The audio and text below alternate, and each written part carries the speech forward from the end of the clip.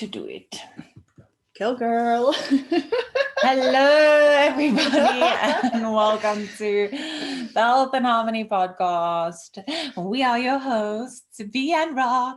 Yeah, I'm in a weird mood today. My mind is all over the place. Rox just had to cue me to intro. So, welcome to another podcast today, guys. Thank you for listening and for tuning in. As always, we really appreciate your love and support. Today, we are going to dive into 8 cancers that you should avoid. So basically 8 cancers that you should avoid. So not 8 real things. cancers, guys, but yeah, we're not going to give you ways to avoid lung cancer or something like that, but it's just cancers, things you do. Yes. It's just you'll see what we mean. You'll see what I was trying to think what the word was for the double meaning. It's like a pun-ish thing, but not a pun because you know what we mean. Okay. So 8 cancers to avoid. Number 1 is complaining. I think this is such a big one because I think a lot of people don't even realize that they spend most of their life complaining. And I don't know, I feel like when you're complaining, you're coming from a state of lack or victim mentality. Not to say that there aren't things in life that you can complain about, but when you complain about something, and we speak about the law of attraction all the time, you just attract more of what you're complaining about. And no one likes a complainer. No. So, I mean, yeah, avoiding complaining, I think, will completely change your life because firstly, you're not attracting more of whatever you're complaining into your life.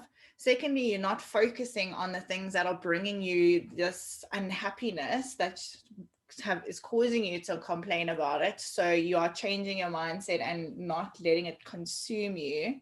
Tired there, girl. I nearly just consumed you with my yawn. And then lastly, I think when you stop complaining, your whole life will change because you are not lowering your vibration to that of complaining. You are not turning people off of you because you always are that person who complains about things, and you're not bringing other people down to your vibration because you're not complaining with your friends. And I think we've spoken about this before, but I mean, obviously when you get together with friends and you've had a bad day, it's so natural to just rant on about the shit day that you've had, which is completely fine to get it off your chest, but don't get into a habit where that's all you guys ever do is complain. Get it off your chest and move on to something more positive. Close the book. Close the chapter. I fully agree with everything that you said. I'm I don't even have anything to say about that. Complaining is complaining. But like you said, it is normal to complain about things, guys. Yeah. I mean, if you're complaining about everything, it becomes an issue. And to be honest with you, I think majority of the time, people that do complain about everything don't even realize that they do it. It just becomes so draining for everyone else that's around you. Yeah. I'm not even going to get into it because I have people in my life that complain about everything, and I honestly feel just drained listening to them. But number 2 is gossiping. So we've spoken about this as well. It's very difficult not difficult, but it might be difficult to pinpoint for yourself when you're about to gossip. Sometimes you might only catch yourself after gossiping and being flip, I just sat in a full gossip session. I shouldn't have done that. Or sometimes it's easier to catch yourself out before. And I mean, gossip is the same thing as basically what we were saying about complaining. You are always going to be in this negative mindset. And often, which is what we've said before as well, whatever you are disliking about somebody else or complaining about with someone else is probably also a reflection of what's going on in your internal world. So there may be things about yourself that you just haven't sat and reflected on and been you know what, something is not... Sorry, there's literally a helicopter circling around this area, and I'm I would love to know who they're trying to get. Serpent. The serpent. Okay. But guys, there's no point in gossiping. I mean, I know sometimes someone might just piss you the hell off, or something bad might have happened that day. And like we say, it's okay to let things out, but maybe just write it down and burn it. You know, there's better ways to do it than to sit in these little gossip circles and to be also, I feel if someone's done harm to you, or like someone has really hurt you, you can write things down and burn them and let go, or do whatever you need to do to get rid of it. But gossiping is something that's so small, like sitting and going, oh my gosh, did you know that this person got a new car? Like, I wonder where they even got the money for it, blah blah, what a gold digger. Like, stupid shit that you sit and stew about other people, and everyone's like feeding off of each other. It's so unnecessary, and at the end of the day you are just becoming a worse person for it. Tell it how it is, girl. Yeah, I think gossiping is just such a low vibrational thing, and also you are speaking from your own perspective. You might not know the full story. Now you're spreading some rumor or some accusations or whatever it may be that you're gossiping about this person, when you don't actually know the full story. Never mind the fact that, how would you feel if you knew someone else was sitting with their friends and speaking ill of you at the same time? Law of attraction again, what you give out, you receive. So if you're going to be gossiping and talking badly about people in your life, the same thing is probably going to happen to you. Yes. Not that it's the end of the world, because we also say that whatever other people say about you is completely their opinion and has nothing to do with me. But gossiping just isn't a nice thing to do. It makes me think of like being in primary school with your friends, like talking about other people behind their backs. And we've spoken about the 4 agreements from Don Miguel Ruiz, where the first thing is be impeccable with your word. So just really try to be a nice person. Don't be a doers, be like a. Yes. And the more that you do practice this and put it into your daily life, the easier it becomes. And there's nothing better than being a nice person. Agreed. Okay, number 3 is envying. And I love this one because it's the same thing as jealousy. And I don't know if I've spoken about this before, but jealousy basically is an emotion that shows you what you desire in your life. So if you're jealous of Sally because she just got your dream car, that's just the universe's way of showing you that that is what you deeply desire. And that because Susie, did I use the name Susie? I don't know. Sally, whatever Sally, the name I use, because she's got this car, it's the universe's way of showing you that you can also get that car. So instead of wallowing in envy, use it as a tool to self-reflect and actually see what you want in life, what the universe is showing you is possible in life. Just turn these negative things into positive completely things. I think especially with envy, it's so easy to recognize that feeling. Envy, jealousy, whatever you want to call it, it's like I say, it's a super easy thing to sit down and catch yourself out on. So possibly like way easier than all the other things we've speaking about. But you know what that feeling feels like. You know when you're looking at someone and you're like, you kind of feel like you hate them, but you actually don't. You know that it's stemming from jealousy. Like maybe they are getting better marks than you. Maybe they are better at a sport than you. Maybe they are doing better in your job than they are, than you are. There's tons of different examples, but to be able to catch yourself out in that, and like Rox is saying, to sit down and actually think like, what is it about this entire situation that's upsetting me or making me feel jealous or envious or whatever the term is that you want to use.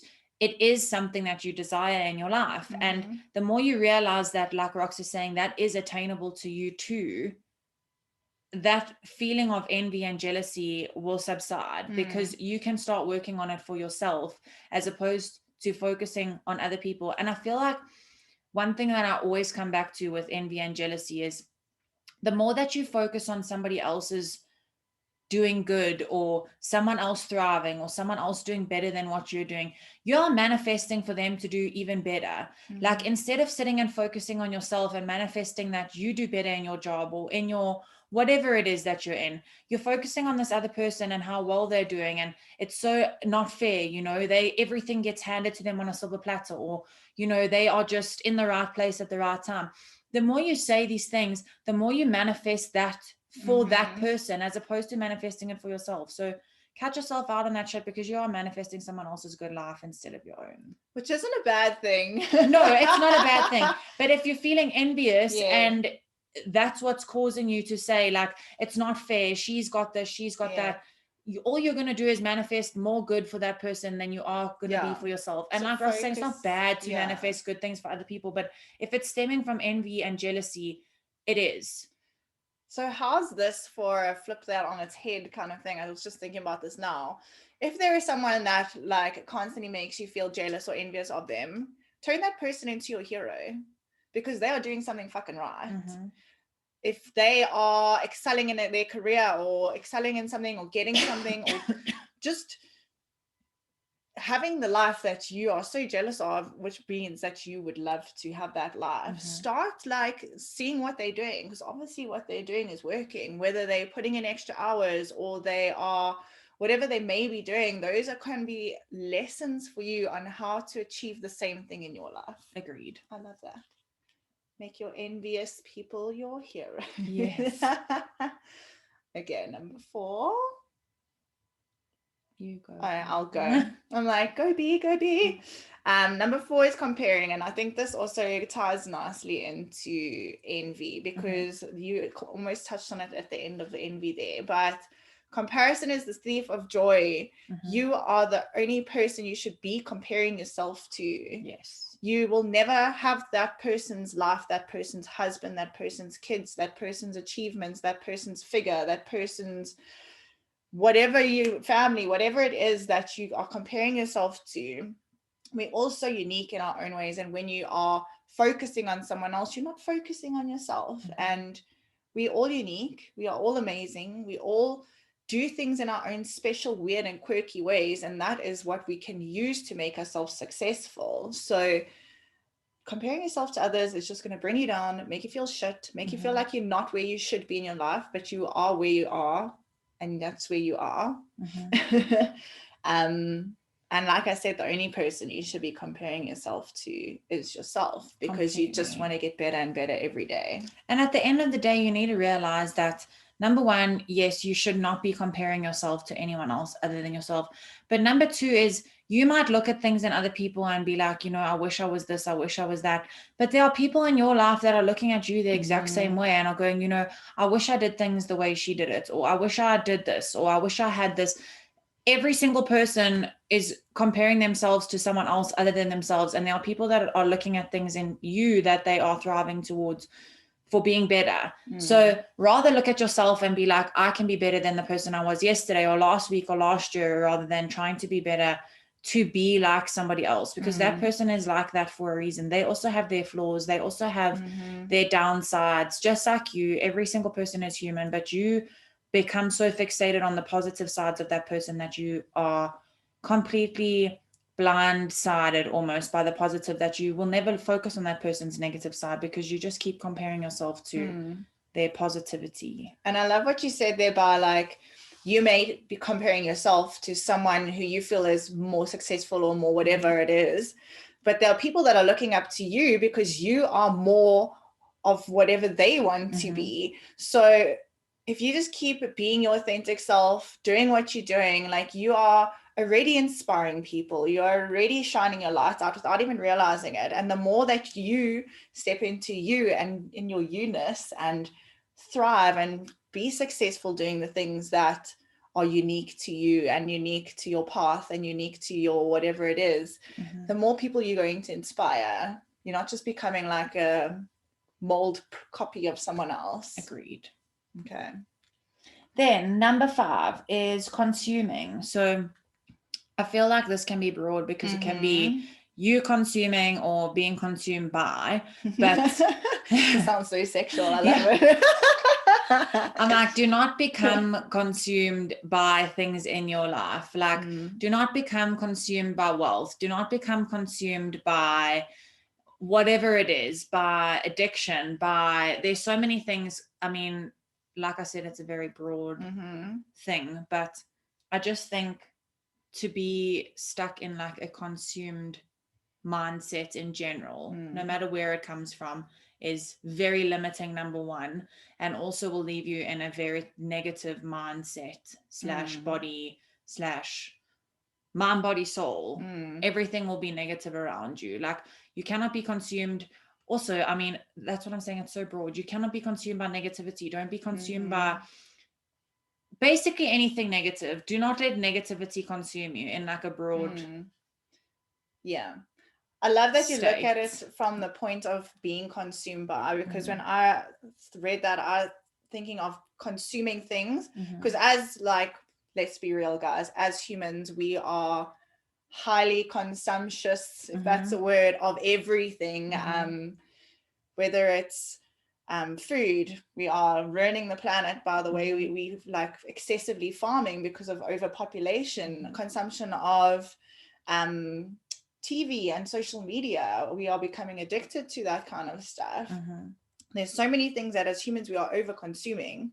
So yeah, it's a very broad thing, but just be aware of where you are putting a majority of your focus on and putting a majority of your time into, because I think that's where consumption comes in. So yes, if you, and I mean this is so broad, but if you're finding that you don't have enough time in the day to work on your side hustle or do something that you enjoy or spend time with your kids, start to see the other things you are spending your time or consuming your time with, and like put it into perspective.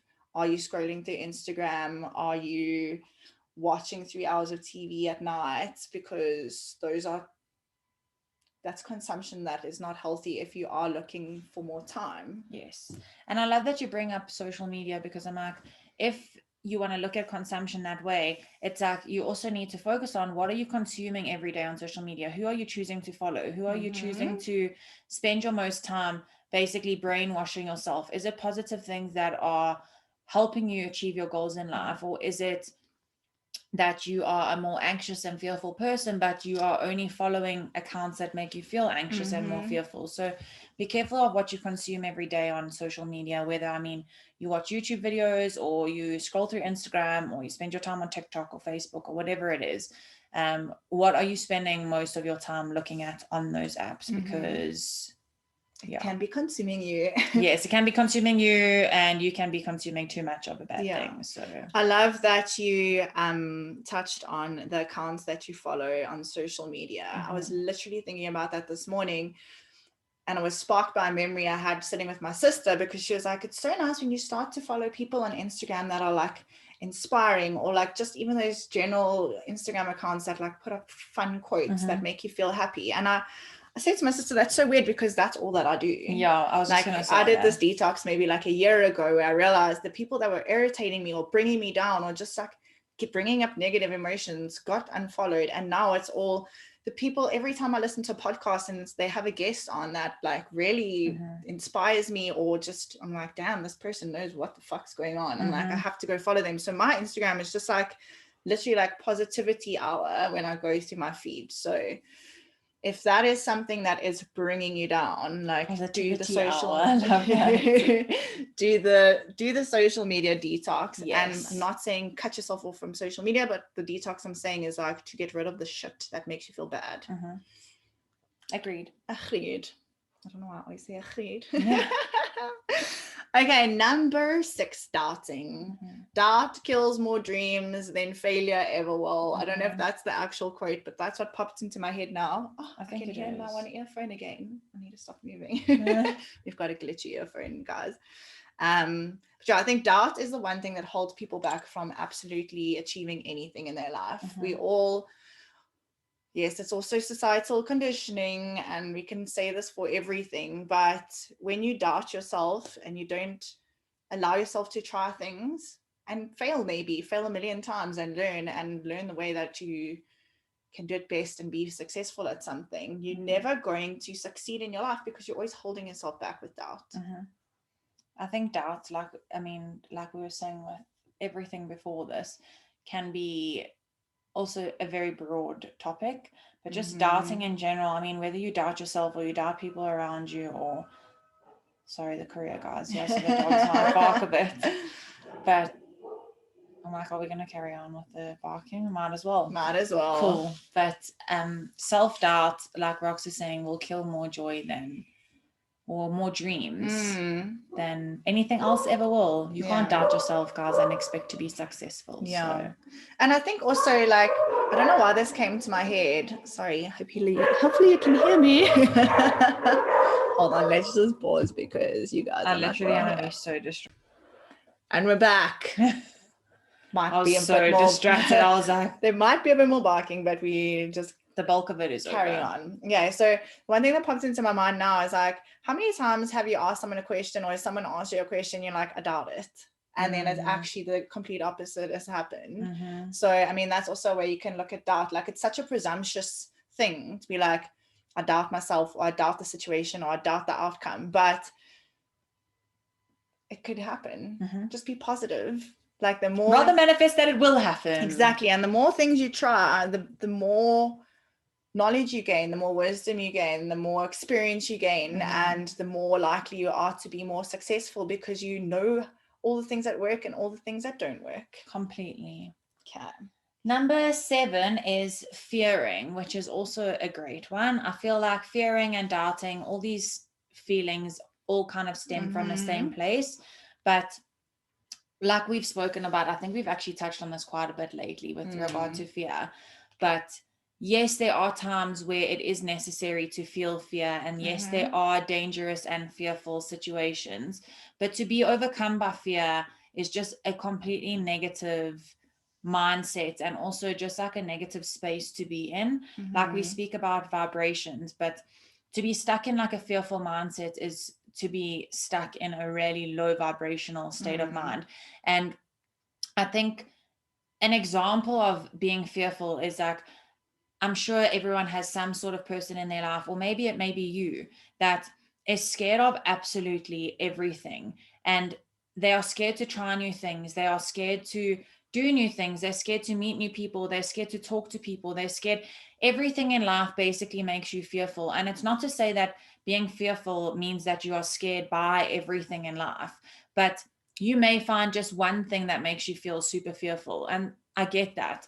But like I say, still being stuck in a fearful mindset is literally just setting you out at like a low vibrational frequency, and you don't need to feel fearful. Like we always say, the more you go out there and you try new things and you test yourself and you push yourself past like where you think you can go and where's comfortable, barring, like we say, things that really are bad and scary and whatever, but to push yourself past those aspects and to push yourself past where you think you can get actually pushes you into like your next little version of you. Yes, I was going to say state of being. So basically the same thing. So it pushes you into like your next little state of being and your next level up. And then level up. You exactly. I'm like, you don't just get through the feeling of fear, but you also experience so many other positive emotions with that. You will experience the feeling of pride. You'll feel the experience of just being happy and joyful and confident and stepping into like where you're supposed to be. And then the next thing that makes you scared, push through that and you'll feel once again all those positive emotions. So fear is something that really, really can hold you back in life if you limit yourself with that feeling. 100%. And you know, like a lot of people say the opposite of courage is fear. I mean, fear is courage, same but different. But courage is still feeling the fear, but doing it anyway. So it's just such a nice way to look at like two things that you think are completely opposite. But courage is basically still having fear, but still doing the thing. And I actually posted a quote on my Instagram the other day saying, your fear of failure is guaranteeing your failure. I read that 1000%. in Sahara Rose's book, and it just hit home. I was like, do you know what? That's so crazy, because your fears hold you back from achieving so many things. And once you actually just like, you know what, fuck it, it's most of our fears are irrational or based on something that's not actually like the outcome that's going to happen. So once you say fuck you to fear and do it anyway, I promise you, your life is going to change miraculously, because you're going to have more confidence. You're going to release fears. You're going to realize now that maybe a lot of the fears you have are not like rational or real or as bad as you think they are. Mhm. And it just makes you like grab life by the horns and ride that goddamn bull till it dies. Yes. I love that. Till death do us part. Till death do us part. Okay, and then the last one is hating. And I was going to say I hate the word hate, but then I'm using the word hate is such a strong word. It is such a strong word, and I think people are so quick to use the word hate, like, oh, I hate her, or I hate this, or I hate that. I mean, it's just not a nice word to use, and I think it's probably the lowest vibrational frequency you can vibrate at. And yes, I mean, I even said in my boxing class the other day, we were talking about yoga and all these other things. And she's like, I did a Pilates class once. And I was like, I hate Pilates. Mm-hmm. And I was like, you know what? I don't actually hate Pilates. I just don't enjoy it. Mm-hmm. And someone else might love it, but it's just not for me. I actually read something this morning and it said, no one is born with hate. Hate is a learned process and it is easily taught. But we know that it has a deep connection with fear. So we hate someone because we are afraid they will harm us or our loved ones, or we hate someone because they perform deeds that offend us or our beliefs. Mm-hmm. So it's, once again, like we always say, delve deeper into that feeling. Mm-hmm. So is it that you really hate someone, or have you just felt offended by something that they've done? Mm-hmm. Or is it just someone that is not your cup of tea? Or like Rox is saying, is it an exercise or a food type or whatever it is that just doesn't work well with you? Like, what is it that makes you feel like you hate something? Mm-hmm. Because hate is such a strong word, and it is one of, for me, the most negative feelings that you can feel is hatred. So the minute you can stop or like catch yourself and be like, what is it that's making me feel this way, that I feel like I hate this? Yeah. And I love, I mean, when you were talking now,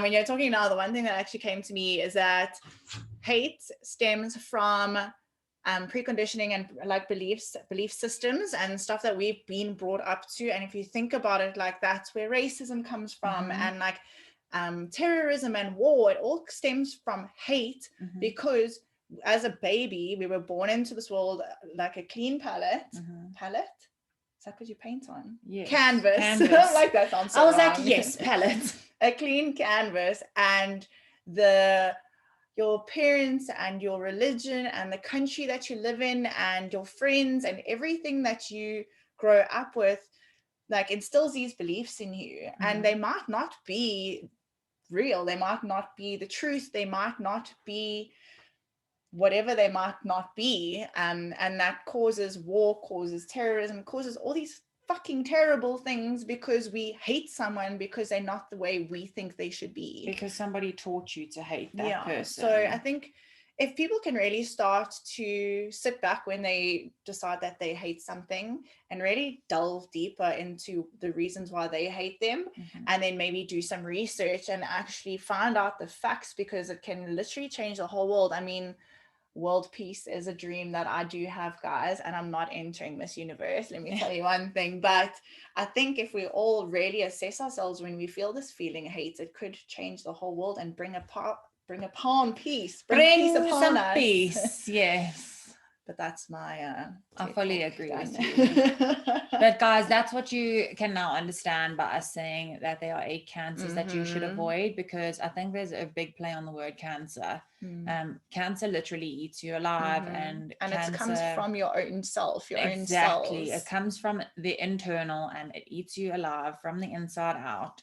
Whether you survive through it or whether you pass, like, cancer is something that destroys you, and these are feelings that will destroy you as a person. So please avoid. And also, like, I mean, we all believe different things, but I do believe that we can manifest sickness within ourselves when we are holding on to something, or we are hating, or we are fearing, or we are whatever. So like, these theoretical cancers could actually land up turning into a physical cancer if you are holding on to hate, if you're holding on to fear, if you're holding on to doubt, because your body, your subconscious manifests disease, because dis-ease is just like imbalance of ease in your body. I completely agree with you. But obviously You don't have to believe me. That's a whole topic on its own that we is can a whole touch nother on, but it topic. is, I completely And I think we agree with actually you. did speak about that in one of Yes. our first podcasts with Kylie from Mind Your Hero with the mind-body connection. Yes. So if you want to listen more about that, go listen to that one. I think that's actually one of our most popular podcasts, to be very honest. But yeah, guys, that's our 8 cancers to avoid. Yes. We'd love your feedback. We'd love your 5-star review. Do it. Do it. But we love you and we appreciate you. And as always, have a fucking fabulous day, evening, weekend, Morning, Monday, whatever it is. whatever And we'll it is. see you next week. Love you. Bye.